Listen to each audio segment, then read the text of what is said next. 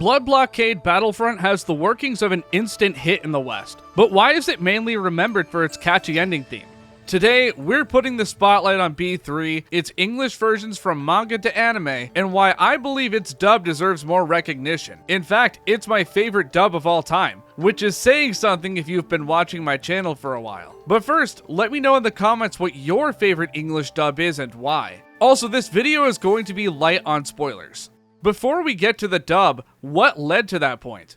Blockade Battlefront, or Kikkai Sensen, was Yasuhiro Naito's next work after Trigun, published in Jump Square first as a one-shot on May 2nd, 2008, then entering serialization January 5th the following year. But Trigun this is not. Instead of being one continuous story, B3 is made up of short stories following young photojournalist Leonardo Watch, who obtained god eyes from an otherworldly being in exchange for his sister's sight, which she voluntarily gave up. In search for answers to restore his sister's vision, Leo moves to Hell Salem's Lot, formerly, a debatable amount of, New York City after the barrier between the human and ultraworld was destroyed. Leo lucked out and linked up with Libra, a secret society maintaining the balance between worlds. He specifically joined the head honcho and his group made up of mostly superhuman badasses, mainly possessing blood-based superpowers and or other abilities. Leo may be a normal guy, but aids greatly in mission-sealing blood breeds thanks to his special eyes. In fewer words, it's an urban vampire hunting story and it's awesome. Scans of the manga popped up early on in B3's serialization and formed a limited English language following. Early intrigue was fueled partly by the manga's connection to Trigun, a series beloved by Western anime and manga fanatics. Fittingly, Dark Horse Comics, the publisher of Trigun manga content in the English-speaking world, scooped up the B3 license and announced the acquisition on October 8th, 2010 during the New York Anime Festival. The first volume hit American shelves on September 14th, with Matthew Johnson providing the English translation and Susie Lee of Studio Cutie doing the lettering and retouch work. Now, there are differences between the Dark Horse translation and later translations, especially because unlike the later anime, the manga didn't provide English spellings. While some discrepancies are simply spelling or phonetic differences or misunderstandings, others are outright incorrect, the most notable being Leonard instead of Leonardo and Stefan instead of Steven. Given Trigun volumes always sold like hotcakes in the States, Dark Horse's marketing for B3 heavily relied on the mutual author connection. And to cut to the chase, B3 did not do Trigun numbers. Pre-order numbers for Volume 1 were strong. Upon release, it sold over 1,100 copies and landed a spot in the top 100 graphic novels list for September. But this was the summit of the series' sales. From here, sales slumped.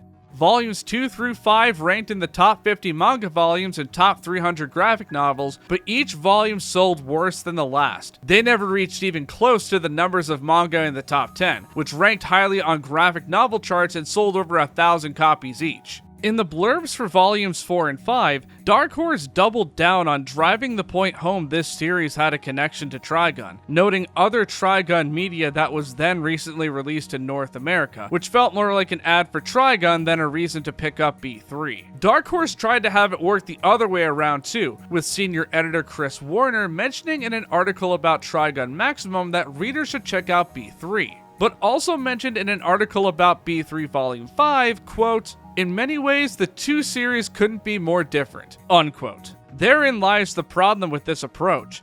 B3 is not Trigun and vice versa, and this is reflected in user reception. Reception of Volume 1 alone was mixed. MTV Geek called B3, quote, "a good choice for readers who like a lot of action," unquote, but user reactions on platforms like Goodreads and Twitter show B3's reception was divisive. There was consistent praise for the concept, setting, and artwork, but a recurring theme was readers finding the story hard to follow, and Dark Horse's confusing summary didn't help. I mean, you kinda heard me struggle to sum up the series, so. These reactions also showed how pushing the connection to Trigun worked to B3's benefit and detriment. Reader reception to the connection varied based on how much of Trigun's DNA they were expecting. Still, these volumes converted some readers into fans. A few months after Volume 5 hit shelves in the States, there was hope for the series to finally take off in the West. May 30th, 2014 saw the announcement of a Blockade Battlefront anime being in the works. Dark Horse manga editor Carl Horn expected B3 to get more attention with the announcement of the anime. But did this translate to sales?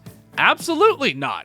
Volume 6 was released on August 27, 2014 for West Coast comic book shop Things from Another World and September 9th elsewhere, and it ranked at 298 in the top 300 graphic novels in August 2014. That's not because of the early initial release. B3 was nowhere to be found on September charts, which is pretty damning. The months went on and more details were revealed about the anime, including a recognizable animation staff and Japanese voice cast list, along with a few trailers. Dark Horse released Volume 7 on February 11th, 2015. With the anime fast approaching, Carl Horn's write-up about the volume ended with encouraging readers to quote-unquote beat the bandwagon by buying volumes of the manga, but Volume 7 didn't even chart. Worse yet, B3 to that point only had a single print run, and later volumes' runs were more limited, so those wanting to check out the source material were SOL unless they sailed the high seas. Despite the same article also announcing Volume 8, from here, Dark Horse took an extended break from releasing new volumes. Moving on to the anime, Blockade Battlefront began its broadcast on April 5th, 2015, soon after B3's initial manga run ended in Japan. The show was directed by Rie Matsumoto at animation studio Bones. Since the manga didn't have an ending yet during the anime's development, Matsumoto expanded on the plot theme of family with Leo and his sister by weaving in an anime-only storyline featuring twins named Black and White with the adapted chapters, with most stories chosen focusing on Leo.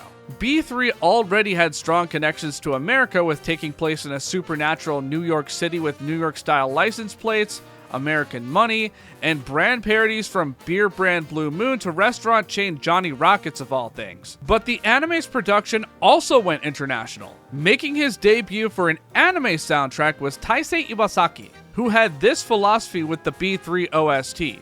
Quote, Blockade Battlefront is set in NYC, which has turned into another world. So I composed the music with the idea of people living there composing and singing. So that's how it turned out, unquote. This philosophy gave B3's BGM genre variety ranging from big band to hard rock to R&B. But Iwasaki further enriched the American theming by involving international vocalists. Barring the opening theme by Bump of Chicken and ending theme by Unison Square Garden, there are no songs on the soundtrack in Japanese. Most songs with vocals on the OST are in English. Japanese vocalist Ai Ninomiya wrote the lyrics to most English-language songs on B3's OST and even sang 3 of them. But there was an array of Americans on the OST too.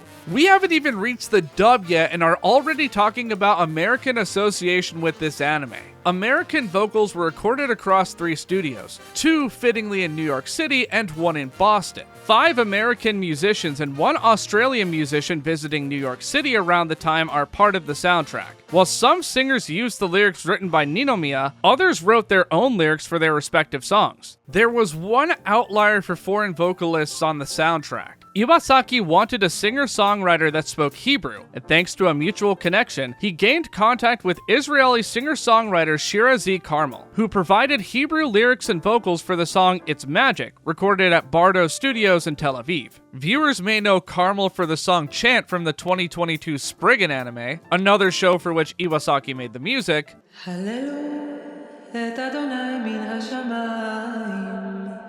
or working with her group The Hazelnuts, their arguably best-known song being Tempted. T-E-M-V-T-E-D.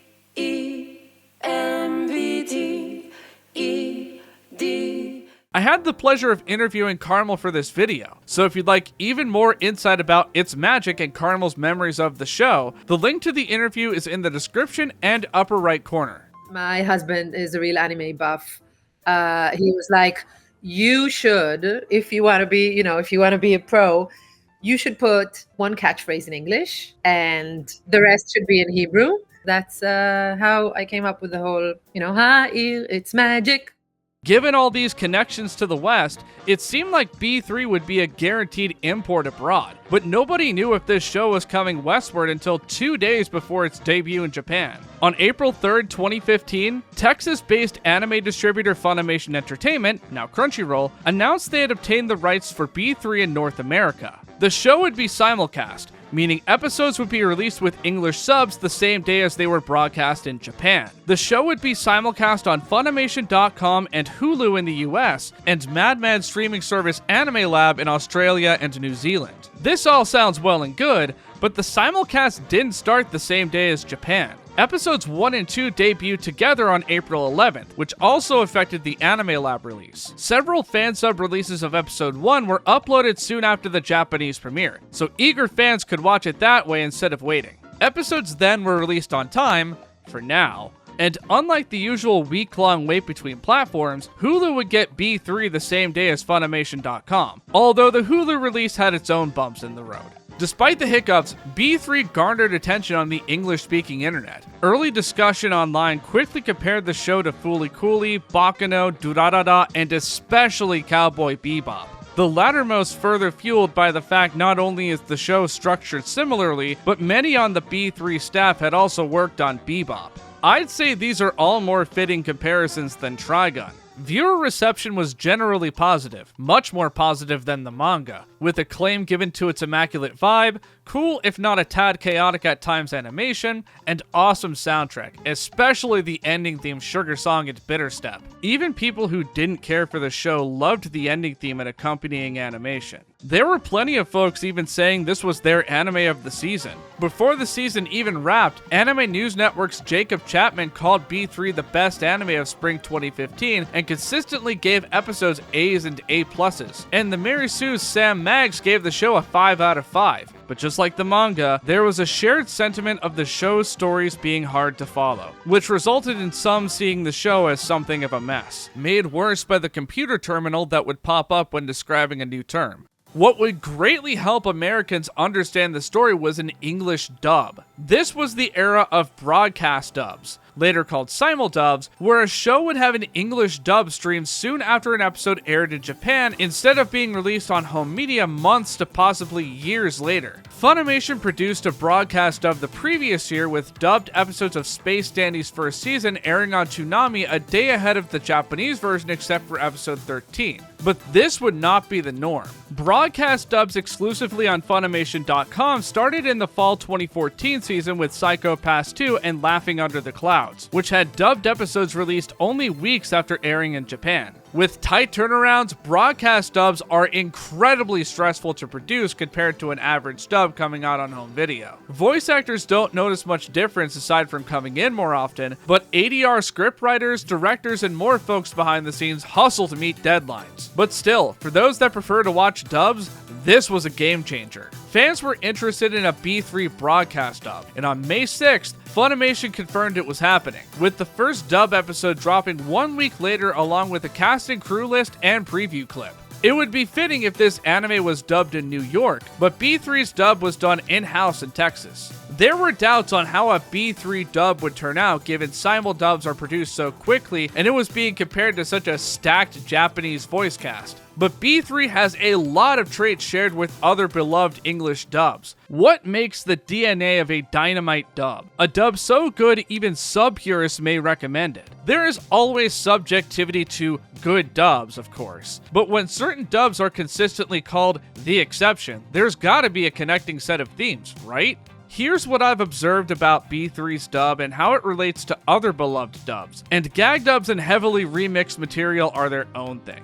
First, the setting. The closer a series is to a Western setting, the more believable it is the characters are speaking English. Hellsing, Berserk, Trigun, shows like that. If the setting, signage, and songs don't make it self-evident, B3 outright confirms the canon language in Hellsalem's lot is English. Yes, the attack names spelled on screen are usually in Japanese, and there's the aforementioned computer terminal screens. And of course, there are beloved dubs of shows that are definitely set in Japan. But this category is a nice to have, not a must. What is a must is the quality of the scripts. Many quote-unquote good dubs focus on natural speech over literal translation. Japanese and English are lingo and oranges, so a good dub script maintains the intent of the original content while adapting the wording for natural speech instead of completely literal translation, hence adaptation. The head writer overseeing the script writing for B3's dub was John Bergmeyer, and just looking at his profile gives an idea of his track record. He worked as head writer at Funimation for over a decade and a half. The scriptwriter was Blair Rowan,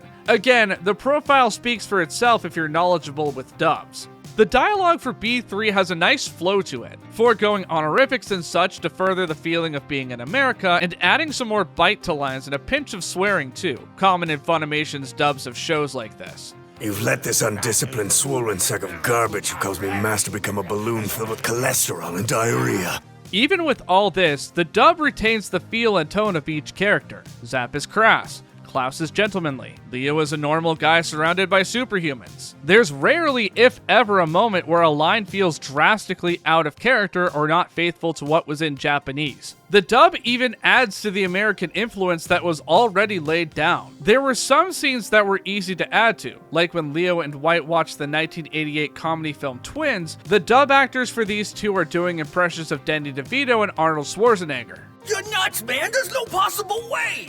We're twins who were separated at birth! But the dub scripts took things a step further in other ways. The dub could have had Steven just say he can recommend Klaus some self-help books, but the writers added a not-so-subtle reference to the best-selling self-help book How to Win Friends and Influence People. But good scripts don't mean anything without the staff behind the audio. The ADR director for B3 was Funimation veteran Mike McFarland, who is, just like the guys behind the scripts, known for working on many famous dubs. And serving as assistant ADR director was Felicia Angel. McFarland being at the helm was a point of excitement for hardcore dub fans. He has a distinct direction style that makes his work so memorable. Put simply, he is a perfectionist, but he's also easy to work with. He'll have a vision of how a line should sound and collaborate with an actor to reach a solid line read. He has a way of bringing out the best in an actor, and a way of keeping those over-the-top anime emotions without making them sound too dubby, if that makes sense. If you've heard the dubs of both Fullmetal Alchemist anime, One Piece, and Attack on Titan, you may know what I'm talking about. This dub is full of names recognizable to Funimation dub fans. We'll stick to major recurring characters because there are so many minor and one-off roles in this show, we'd be here a while if we listed all of them. In his first lead role since Alphonse Elric in the dub of Fullmetal Alchemist 03 that ended nearly a decade prior is Aaron Dismuke as the voice of Leonardo Watch. I mean, Leo is on a quest to restore his sibling's body. Well, this announcement was a pleasant surprise to viewers, and soon after, he took on the role of the titular character of the heroic legend of Arslan, this iteration being based on the one illustrated by Hiromu Arakawa, a more direct connection to Al. For me, hearing Dismuke in the opening scene of the show is what sold me on watching this dub. Voicing the sleazy Big Dipper blood battle style user and, according to his profile in the anime, Dick Suck Zap Renfro was Ian Sinclair. Sinclair being announced in this dub was yet another point of excitement. Sinclair was becoming a well-known name in the dubbing scene, having netted big roles like Dandy, Weiss, and Brooke in the few years leading up to B3. Sinclair shares this role with Kazuya Nakai. The two voice different Straw Hats in One Piece, but share the role of Fumba in Skeleton Knight in Another World. Voicing the leader of Libra, Klaus von Reinherz, was Phil Parsons. Parsons' choice of voice for Klaus was like his voice for Renji Omo in Tokyo Ghoul, both inspired by the late Kevin Conroy's performance as Batman. Welcome to Hell Salem's Lot. And when it comes to the Joker, Robin, expect the unexpected. And I mean, there are connections to Batman. Klaus is a butler, saves a city that has the nickname Gotham. Heck, Klaus's Japanese voice actor, Rikia Koyama, is the official dub-over voice for George Clooney, so has voiced Batman in Batman and Robin. Is Klaus hiding something? Well, Klaus has a lot of unusual words to say as he seals away blood breeds by reciting their, often complicated, names and fights using the brain grid blood battle technique, which has form names in German. Volsh Rozo Voktovol Gidika. I hereby... You know my name? Seal you. Form 999. Ewige Gefängnis! On board guiding Parsons' German pronunciation was audio engineer Peter Hawkinson. The credits also list digital content specialist Scarlett Wright as a language consultant. While Parsons doesn't share the role of Batman with Koyama, the two do share the role of Azazel in High School DxD, which Parsons confirmed is a coincidence. Stephanie Young voiced the blonde, blue-eyed badass in about her mid-30s, wrong show, 954 Blood Bullet Arts user and mom of two, KK. Young shares another role with KK's Japanese voice actor Ai Orikasa with Aki Abe in Hellgirl. Other members of Libra are the organization's cool second-in-command Stephen A. Starface, voiced by J. Michael Tatum, a role he shares with Mitsuru Miyamoto along with Dyer Crowley in Disney Twisted Wonderland the Animation. Klaus's badass butler Gilbert F. Altstein, voiced by Francis Henry. Invisible Werewolf, who always is at odds with Zap Chain Sumeragi, voiced by Trina Nishimura. The luckiest unlucky, or unluckiest lucky, vampire hunter Blitz T. Abrams, aka Lucky Abrams, voiced by Mark Stoddard, a role he shares with Akio Otsuka along with Dan in T.O. Elliptical Orbit and Symbiotic Planet. The handsome body of Dog Hummer, voiced by Orion Pitts, and his blood made of serial killer Deldro Brody, it's explained in the show, voiced by Mike McFarland. Arms dealer that hangs out behind the scenes Patrick Smith, voiced by Major Attaway.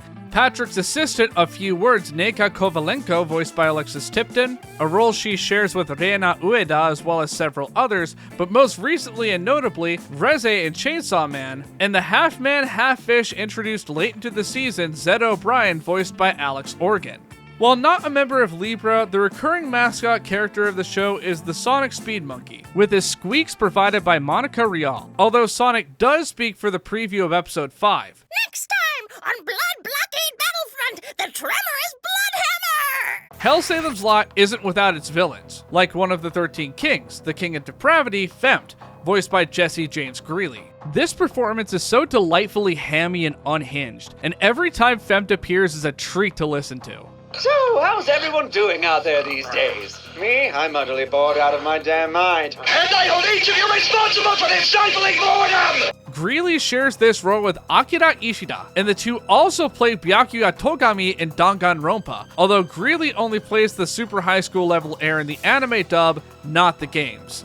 Another one of the 13 Kings, despite the title, is a girl, the Queen of Monomania, Aligura. Or is it Aligula? Yeah, despite the character's name appearing on screen in English as Aligura, the dub uses Aligula just like the Dark Horse translation. Even the English subs use Aligura. Aligura, Aligula, either way she's voiced by Tia Ballard, who's known for doing cutesy voices. The anime-exclusive twins Black and White in Japanese are played by the same voice actor, Rie Kugimiya. In the B3 English dub, though, the twins are played by two different actors. Black was voiced by Micah Solusad, who has gone on the record many times saying this is his favorite voice role ever. 1. Solusad loves Trigun and Cowboy Bebop, and with people from both those series lining the anime crew, he was stoked to be cast in the dub. 2. There are nuances to how Black is performed to capture each side of his character, his original self and the King of Despair. Solusad differentiated the two not by making two different voices, but by changing the cadence and the place from which the voice came. Black has a more reserved cadence and was given a voice that resided in the nose. I've been wanting to introduce myself to you for a while. My sister's really built up the legend of Leo. While the King of Despair has a more confident and condescending cadence with a voice projected from the chest. Hey, shut your holes! Take a hike! I've got the next go, obviously. And 3. Black was a new character not from the manga. Since B3 was a broadcast dub, he and the staff had to learn the character's story week to week and didn't have a manga to consult. Solusad said this was close to prelay work. Solusad did not play Black in a flashback where the character is much younger. Instead, young Black was played by his wife, Athia Yu. Yu and Kugimiya also both voice Aide Yukifune in Robotics Notes. White was voiced by Megan Emmerich, and it's one of her favorite roles of all time. Favorite anime of all time is Trigun. And so when I got this part, I just basically flipped. It was one of those dream roles, and I got to play every aspect of White from a little kid. I don't want you to apologize. Just use them. That's what I want, okay? To the narrator where she's like super stoic. It's just that if I were to suddenly die in the next instant, at least the last thing I'd seen would remain behind. To when she's just insane and she's calling herself a ghost. I'm a ghost! She was kind of like one of those roles where you're just like, I don't know if I'm ever going to be able to top this. This is what I got into this for. This is why I do this.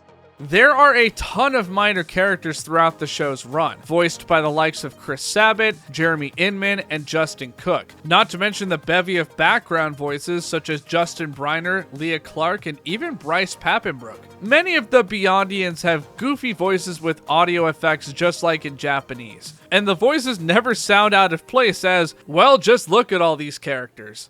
Despite the setting, the main dub cast didn't use New York accents. That's not to say the dub didn't play with accents. Underground ring boss Osmaldo has a New England-ish accent, and the Russian super-duper Ultra 11D chess player Korsakov Volchenko had a Russian accent. But in general, the dub didn't play much with accents, not like Baccano. I'd be remiss to leave out the unsung heroes of a dub's production, the ADR engineers. They're the ones that use audio wizardry, or so I like to think, and have the audio sync up with not only the lip flaps, but certain animation cues for that nice extra touch. The intersection of excellent adaptational script writing and an excellent casting crew with everyone having a grasp on the project is what separates a good dub from a great dub. The setting being in a place that speaks English is a plus. The scripts flow well and aren't one-to-one carbon copies of the subtitle script. In fact, the wording differs greatly at times in inconsequential, fun ways. Like in this scene, Zap notes he's about to be killed, but the dub ups the comedy with, "I'm gonna bring that sword shoved down my throat, team!" Or in this scene, Leo shouts, "Not again!" in response to being carried off a building, but the dub has, "Can we take the stairs?" But there are moments that are the same as the subs and have incredible delivery. "Cram it down his throat!" I could go on and on about how much I love this dub, from the casting to the scripts to the ADR work to the subtle things that require me to spoil parts of the show. But I've neglected to mention the B3 dub's one fatal flaw. The preview for episode 11 in Japanese has heartfelt dialogue between black and whites, but the dub had this instead.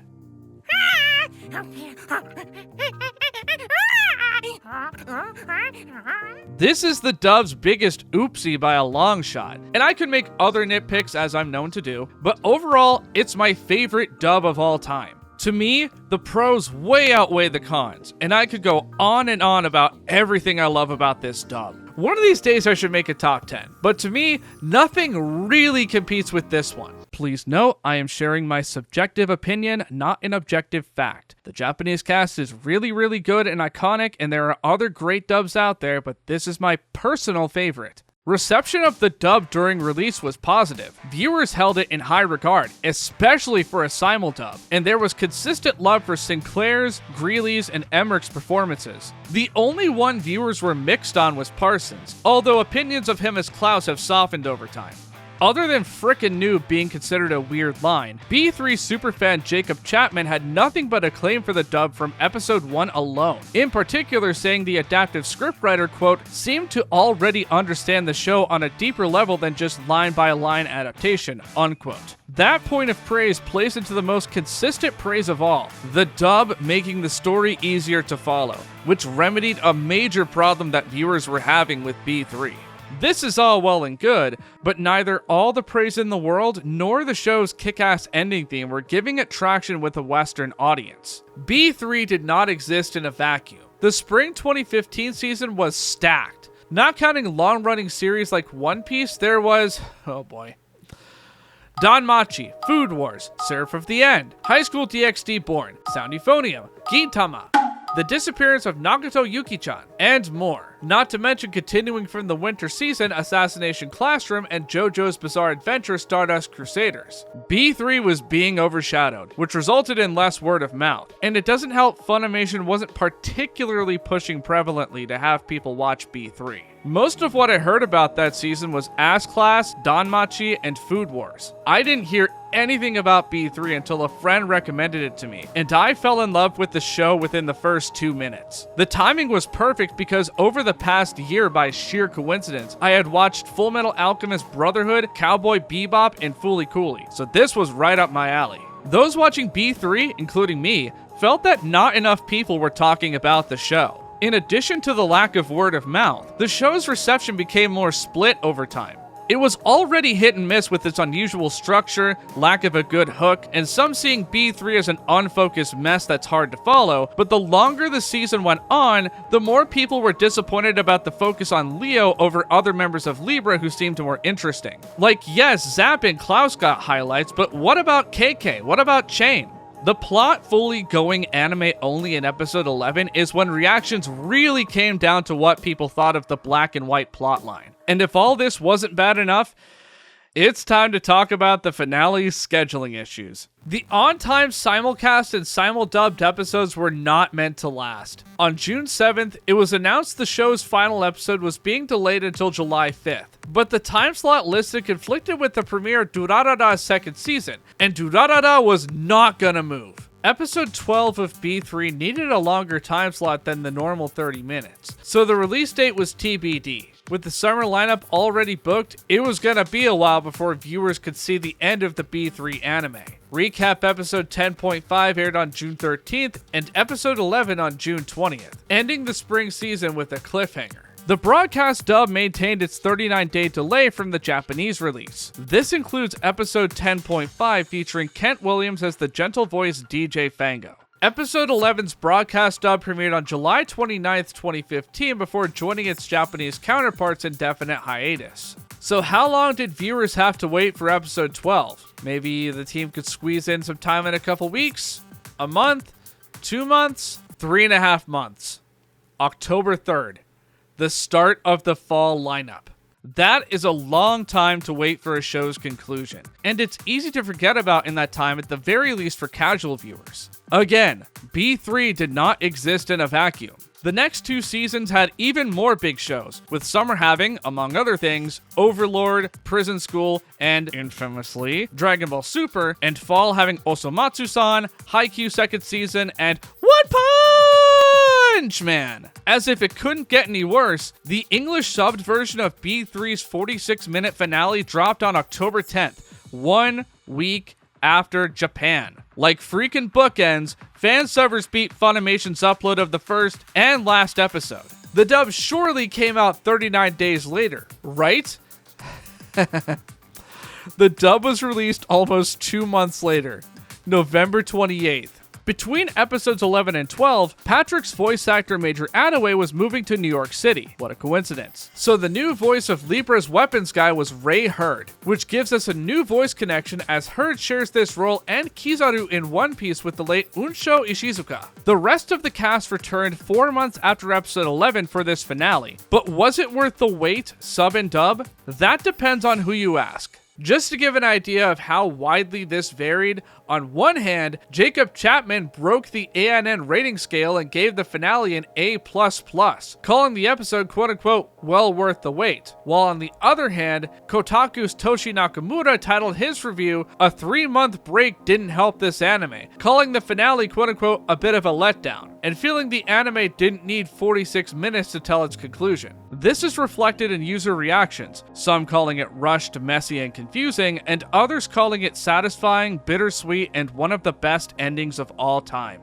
Viewers in the UK and Ireland didn't get to legally watch this anime until episodes 1 through 11 dropped on Viewstar on July 20th, 2015, with episode 12 dropping on October 15th. While B3 failed to break into the mainstream in English-speaking countries, conversely, B3 performed super well in Japan, and the home video sales speak for themselves. Each Blu-ray volume ranked number 1 or 2 in their debut weeks, with DVD sales being strong but lagging behind their Blu-ray counterparts in rankings. By the end of the year, B3 ranked as the 13th best-selling series in combined Blu-ray and DVD sales, which is saying a lot given the series it was ahead of. Americans received a Blu-ray/DVD combo pack for Blockade Battlefront with all 12 episodes plus episode 10.5 on August 16th, 2016 for $64.98. For $20 more, there was a limited edition release that came with 10 art cards and a chipboard box with a quote-unquote specialty print.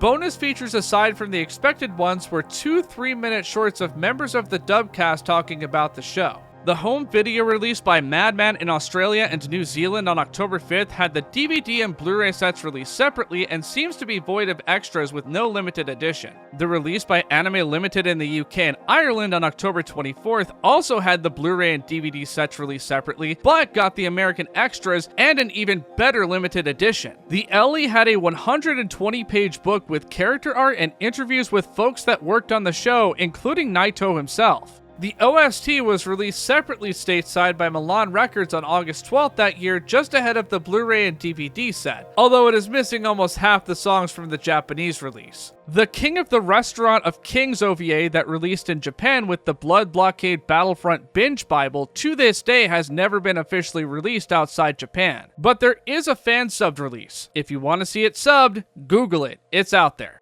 Reviews of the anime by English speakers in the months and years to follow have been a bit divided. There is love for the music, ideas, and vibe, but disagreement on the animation direction, focus on Leo, and the anime-only black and white plot. As for the dub, there's hardly a bad word about it. In his review of the Blu-ray, Chapman gave the dub the same score as the sub, an A-, calling the dub excellent. The dub ranked number 4 on r/anime dubs' top dubs of 2015 behind Tokyo Ghoul, No Game No Life, and Kill la Kill, and just ahead of the 7 Deadly Sins. Really, it'd be easier to know all the criticisms of the dub than all the praise, like the Anime Hub critiquing Dismuke's line delivery and comedic moments, but that is paired with otherwise glowing notes about the dub's highlights and common praise mentioned before. Even reviews more critical of the show itself call the dub top-notch, like Anime Superhero News' Mac Attack, what a name, describing the cast as quote-unquote borderline impeccable and saying it, quote, speaks much to Mike McFarlane's skill with casting as much as direction, unquote.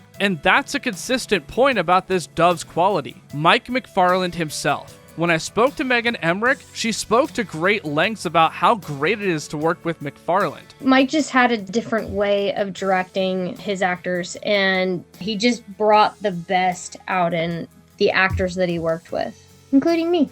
And Parsons sent out a tweet years ago talking about how much of a treat it is working with this beloved ADR director. McFarlane's perfectionism and rapport with the cast shine through every area of B3's English dub, and it's a shame more people haven't watched this.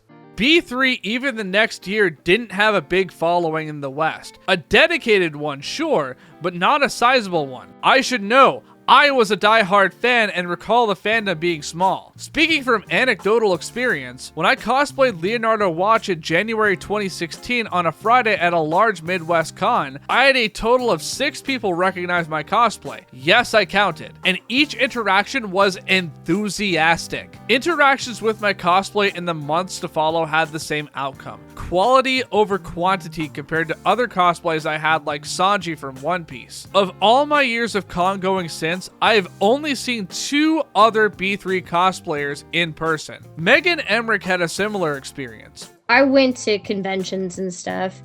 There was definitely a subsect that would know and just be obsessed with it, and then the rest of everybody else never even heard about it. And it just kind of, I'm not going to say that it fell by the wayside, but it didn't get the traction that I expected, especially for how great the show was. Parsons had also heard B3 didn't quote-unquote catch fire in the States like it did in Japan.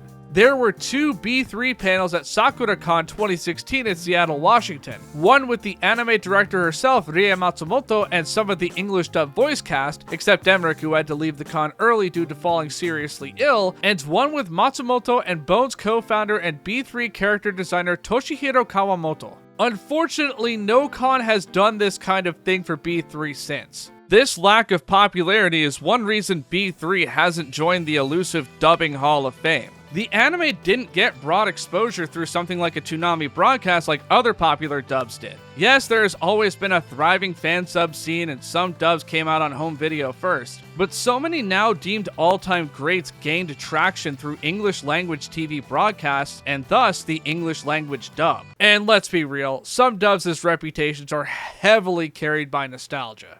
To many folks online, including Chapman, B3 seemed perfect for Toonami but ultimately was never added to the lineup.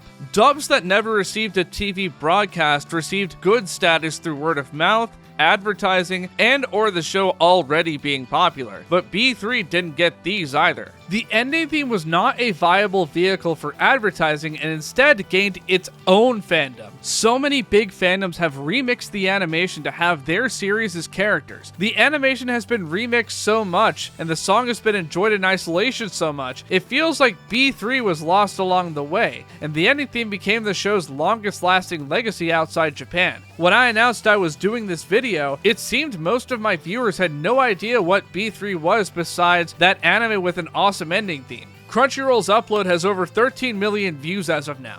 Many beloved dubs are held in high regard, in part because the shows themselves are held in high regard. As of now, B3's scores float around a 75 out of 100, and most shows with esteemed dubs have at least an 8. During the simulcast, Dark Horse reprinted 5 volumes of the manga and made a post about the series on July 6th after Anime Expo. Of course, this made no real impact on sales, and those wanting to buy volumes will be blowing bigger bucks on secondhand books. The limited B3 fandom abroad rejoiced on December 1st, 2016 though, as the anime was getting a second season with more alliteration. Blockade Battlefront and beyond. Bones would be the studio behind the show again, but Matsumoto would not be the director, although she would be storyboarder and director for the ending theme animation. The new director was Shigehito Takayanagi, whose direction style is more straightforward. Taisei Iwasaki returned this season for the music. The familiar music of Season 1 returned with a bountiful bevy of brand new BGM, including more vocal tracks. Iwasaki truly went beyond to make HSL feel like a melting pot of cultures, with songs in English, Japanese, French, Korean, and even Moroccan Arabic. Ai Ninomiya returned too as a vocalist and lyricist, but she worked alongside Iwasaki and even Naito on song lyrics for this season. American vocals were recorded at 3 studios in New York and 2 in Boston. Other language vocals were recorded at studios in NYC, Tokyo, Paris, and Casablanca. As for the OP and ED, Eunice's Square Garden returned to perform the opening this time, and Daoko and Yasuyuki Okamura collabed to perform the ending theme. Ahead of its debut on October 7th, 2017, B3 fans made their voices heard in Anime News Network's reader poll for most anticipated anime for the fall season, as B4 hit number 2 behind The Ancient Magus' Bride. Did this result in a bigger fandom abroad? Not really. Especially given, once again, this was a stacked season. Just to name a few anime that fall: the aforementioned Ancient Magus' Bride, Black Clover, Food Wars The Third Plate, Gintama Pororihen, Love Live Sunshine Second Season, Osomatsu-san Second Season, the list goes on. Season 2 did not feature an original plotline. Stories were adapted straight from the first manga and sequel manga Blockade Battlefront back to back, that debuted between episodes 11 and 12 of Season 1. Black and White do make inconsequential cameo appearances towards the end though. Also, unlike Season 1, most episodes focused on other members of Libra instead of Leo. Steven, KK, Chain, and even Gilbert get their own starring roles. The season is capped off with the final story of the original manga, a plot about Leo's sister Michaela and his special eyes. Between B3 and B4, Funimation and Crunchyroll formed a partnership to bring anime series to both platforms, and one such show was B4, also available on Hulu. Each episode of B4 was released on time, so no surprise 46-minute finale or simulcast delays. Once again, Aussies and Kiwis could enjoy the show on Anime Lab, but the show was not licensed for release in the UK and Ireland. Annie Plus Asia and Annie Plus On Demand would provide a separate set of English subs to Southeast Asian territories. The staff for this version is a mystery beyond Christoph Kuntz supplying the subtitle timing. Leading up to B4's debut, Annie Plus Asia held a marathon of B3, which gave viewers a chance to get up to speed. B4 would also receive a Simuldub by Funimation, but with only a 3-week delay instead of Season 1's almost 5.5-week delay. The cast and crew all returned except Alex Organ, who had stepped away from dubbing around this time to focus on theater work. Fresh off taking over for him as Aizawa in My Hero Academia, Christopher Waycamp filled Organ's shoes for Libra's half-man, half-fish Zed O'Brien too. And this would not be the last time Waycamp took over a role for Organ. Other than the new voice for Zed, the only new cast member of note is Jeannie Torrado as the dividing doctor Luciana Estevez. I wish Luciana got more screen time. Anyways, Torrado and Maya Sakamoto also share the role of Rofa in D. Greyman. Once again, the multitude of minor characters are lined with the likes of John Bergmeyer, Brian Massey, and John Swayze. But the cavalcade of colorful one-off characters also had common collaborators from California, including Don M. Bennett, Alejandro Saab, and Amberly Connors. The focus this season isn't so much on the dub's new cast members as much as how the dub has been refined. The existing casting crew had 12 episodes of experience, plus episode 10.5 if you really want to count that, so the cast had already found their footing. Why did that asshole toss a box of horror into my house on my one day off? You know I can still hear you, right? That's how phones work, genius. Shut up!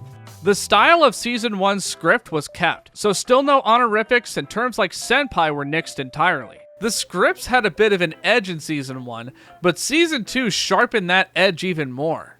But if you already knew each other, well, now that would have been really fucking rude.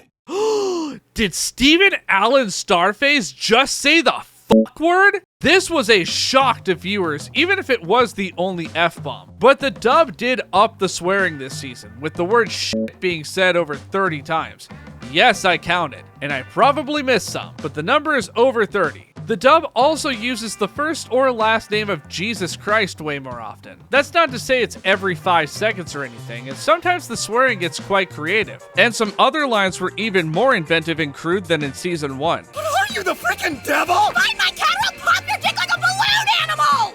With other members of Libra getting a spotlight, this gave the voice actors the opportunity to flesh out their performances. When Stephanie Young recorded for KK in Season 1, she didn't expect to see a side of this badass blonde that hit close to home, being a mom with 2 kids. Young admitted she teared up at points recording the episode of KK going to Parents' Day. None of this is to say the dub is faultless. There were 2 moments in the show that were tough to translate, one being related to the wordplay of Neko and Nego being explained with on-screen subtitles instead of being adapted, and the other being Chain playing the Japanese word game Shiritori, where players say a word that starts with the character the last person's word ended with, and the game ending when a word ends with n, as no words in Japanese start with that character. This is much harder to convey in English. And as a quick note, Aligura's name is never said in the show this season, but is spelled correctly in the US credit sequence.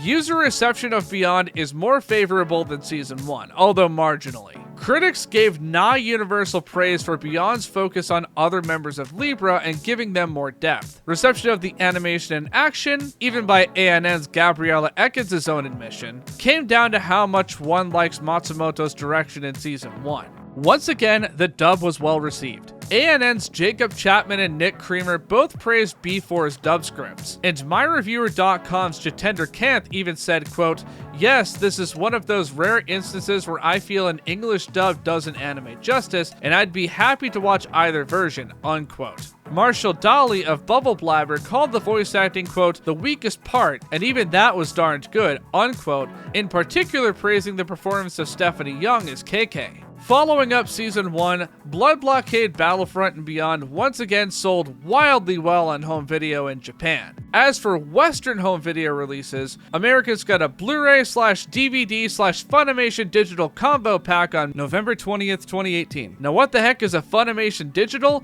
Well, it's Funimation's VOD platform. So viewers could take their package's digital code and just...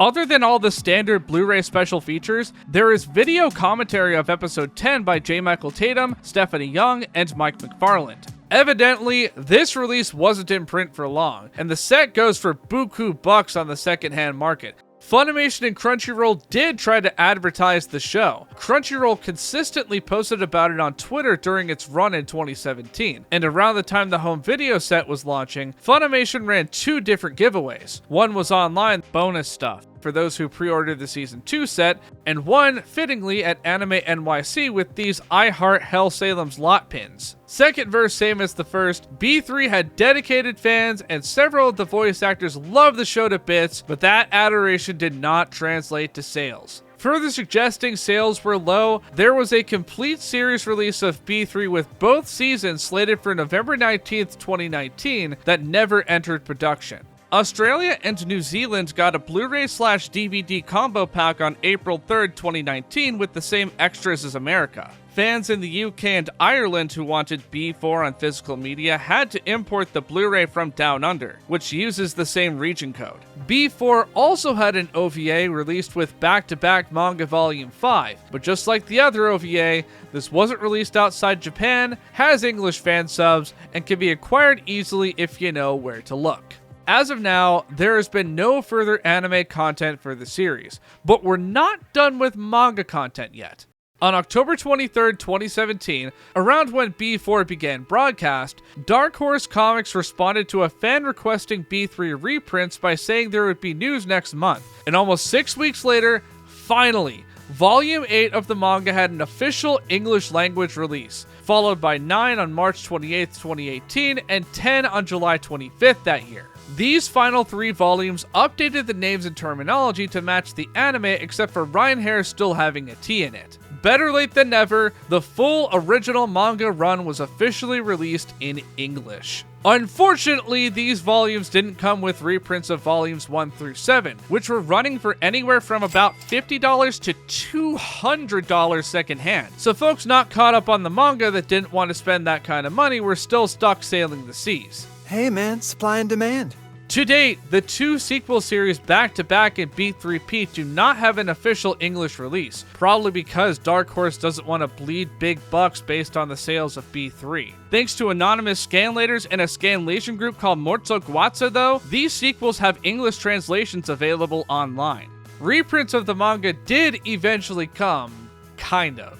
Dark Horse digitally released volumes 1 and 2 on platforms like Amazon Kindle and the now defunct Dark Horse Digital on March 9th, 2023, with updated names to reflect the anime. Surely this was a sign Dark Horse would reprint physical volumes, right? Well, on January 28th, 2025, the announcement finally dropped. Blockade Battlefront Omnibus volumes. After some scheduling shifts, the series sat on shelves again on September 2nd. This massive brick containing volumes 1 through 3 plus the first chapter of volume 4. Omnibus Volume 2 followed on November 24th with the rest of Volume 4 and all of 5 through 7. And the rest of the manga was printed in Omnibus Volume 3 on March 10th, 2026. All Omnibus volumes have also been released on digital platforms. For unknown reasons, the Omnibus release of Volumes 1 through 7 still used the old Leonard and Stefan translation as is, even the first 2 volumes which have an updated translation available. In any case, do these Omnibus volumes mean Dark Horse will finally release back-to-back in B3P after all these years of requests? Only time will tell. Now this should be the end, but I have noted throughout this video B3 had a passionate cult following even back in the early manga days. I noted my own experience during season 1 as well as Emmerich's, but Parsons has had similar experiences with the die-hard fandom. He didn't start hitting cons until the past few years, and while his Klaus prints don't sell as much as, say, Nappa prints, the ones who love Klaus love Klaus. The only exception was a con in New Jersey where it felt like everyone knew B3, and his Klaus prints sold out. And this is reflective of where B3 stands now. There is a thriving fanbase for this series, and there are those who still sing its praises and recommend the show despite being greatly forgotten in the Western anime community beyond Sugar Song and Bitter Step. When I went onto the B3 fan Discord server, to my surprise, most super active users found out about the series in the 2020s, not back when it was brand new. And during my talk with Emmerich, she's been noticing a new wave of fans online on platforms like TikTok. It may be one of those shows not appreciated upon release, but seen more favorably years and years later. It's enjoyed the status of cult classic more than anything, and that goes for its dub too. There are plenty of people online who say the B3 dub is excellent, if not outright their favorite, but these mentions are far and few between compared to other dubs. Whenever there's an article or discussion online about the best dubs, B3 is never part of the discussion. I'm hoping for the day that B3 joins those ranks, a dub so good that even sub-purists recommend it. But I get why it's not, and may never truly be. With the growing fandom though, maybe that'll change. If you're still watching and haven't seen this show, or haven't seen it dubbed, please give it a watch. A Leonardo watch. Okay, that was bad. You could check out the show on Crunchyroll subbed and dubbed. The Blu-ray for Season 1 as of now is still out there for a reasonable price, but not so much Season 2. As for the manga, as mentioned, Dark Horse recently released 3 omnibus volumes physically and digitally, but the rest is out there scanlated. Shout out to all of my supporters on Patreon and Twitch, and a special shout out to my Mas Muchacho tier patron Coops. If you'd like to have your name here, gain access to my exclusive Discord server, and receive exclusive updates, please consider supporting on either platform. Be sure to like, subscribe, ring the bell, and leave in the comments what you think of Blockade Battlefront, what you think of the dub, and any other topics you'd like me to cover in the future. I am always listening to your suggestions. Special thanks to Phil Parsons, the voice of Klaus in the dub, Megan Emmerich, the voice of White in the dub, Shira Z. Carmel, singer of It's Magic on the soundtrack, and Ben Lorenzen, the singer of The Land of Nod and Just a Game on the soundtrack, for helping on details for this video. Also, the first 28 days of ad revenue from this video will go to ADR director Mike McFarlane's GoFundMe. Please check the description, comments, or on-screen link to donate directly. McFarlane sadly was diagnosed with a glioblastoma, an aggressive form of brain cancer. And given he is my favorite anime ADR director of all time, I wanted to do something special to support him. And it just so happens he directed my favorite dub of all time. We're all wishing Mike a speedy, successful recovery. I had a lot of fun rewatching both seasons of this anime. I watched the show back when it was coming out, so these rewatches brought back a lot of memories. By the way, while I'm thinking about it, shout out to Ryan for digging out that picture of me as Leonardo Watch. If you're going to check out Blockade Battlefront, I hope you enjoy it. No next episode preview, so Project Bill is still a mystery. But I did show one thing covered in Project Bill at some point in this video. Did you catch it? Keep an eye out for what's up next to see if your guess was right. If you like this video, check out this one. YouTube thinks you'll like it, and you probably will. Until next time, take care.